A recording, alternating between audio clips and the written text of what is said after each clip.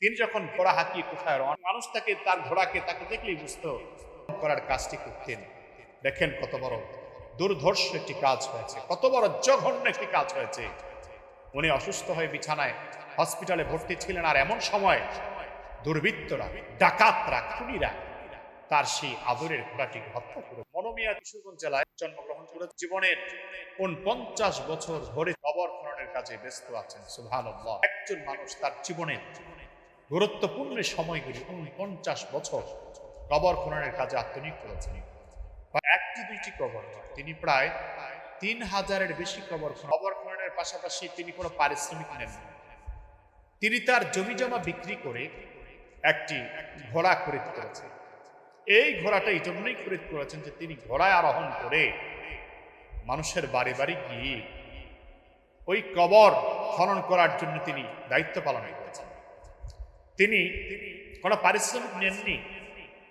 এমনকি তাকে জিজ্ঞেস করা হয়েছিল যে আপনি সারাটা জীবন ঘোড়ায় চড়ে কবর খনন করার কাজে ব্যস্ত হয়ে পড়েছেন, আসল কারণ তিনি বলছেন যে আমার আম্মা যেদিন ইন্তেকাল করেন, আমার মা ইন্তেকালের পরে আমি খনন কাজটি করা শুরু করেছি। আমার মায়ের কবরটি আমি নিজে খনন করেছি, এবং সেখান থেকে আমি একটি উপলব্ধি অর্জন করেছি। সেটি হচ্ছে যে কোনো মানুষের যদি মা বাবা মারা যায় তাহলে সে হিতাহিত জ্ঞান হারিয়ে ফেলে, তার স্বাভাবিক অবস্থা থাকে না। আর এই মুহূর্তে আমি যদি তার পাশে দাঁড়িয়ে তার মায়ের কবর খনন করতে পারি, বাবার কবর খননটি করতে পারি, কবর খননের মতো মহৎ কাজ আমি যদি করতে পারি, তাহলে অবশ্যই তার জন্য একটি বিশেষ ফলদায়ক উপকারী হবে। সে মর্মে আমি কবর খনন করি। আর তিনি কবর খনন করতে গিয়ে এতটা প্রসিদ্ধি অর্জন করেছেন, তার জন্য আমরা অনেক বেশি মর্মাহত। আসলে ইতিমধ্যেই বাংলাদেশের বিভিন্ন অঞ্চল থেকে প্রবাসীদের ভাইদের পক্ষ থেকে অনেক প্রস্তাবনা দেওয়া হয়েছে। অনেকেই তার বাড়ি খোঁজ খবর জানতে চাচ্ছেন তাকে ঘোড়া কিনে দেওয়ার জন্য। আসলে বিষয়টি হলো তিনি এই ঘোড়ার সংবাদ শুনে অনেক বেশি অসুস্থ হয়ে পড়েছেন।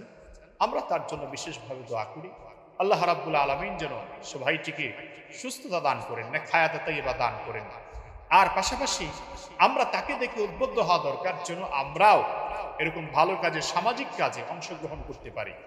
সুতরাং মনোমিয়া তিনি যেই কষ্ট করেছেন, সারা জীবন মানুষের উপকার করেছেন, কবর খনন করার কাজ করেছেন। আসলে কবর খনন করাটা সাধারণভাবে কোনো মানুষের পক্ষে সম্ভব নয়। তাকে বলা হতো কবর খনন করার ইঞ্জিনিয়ার, কবর খননের ইঞ্জিনিয়ার বলা হতো। রাসূল করিম সাল্লাল্লাহু আলাইহি ওয়াসাল্লাম বলেছেন, যে ব্যক্তি মানুষের কবর খনন করবে আল্লাহ রাব্বুল আলামিন তার জন্য জান্নাতে একটি সুন্দর ঘর তৈরি করবেন। সুবহানাল্লাহ ওয়া বিহামদিহি।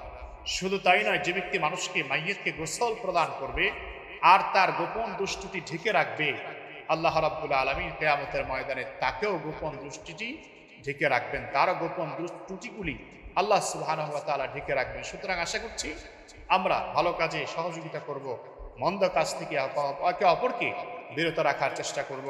আল্লাহ সুবহানাহু ওয়া তাআলা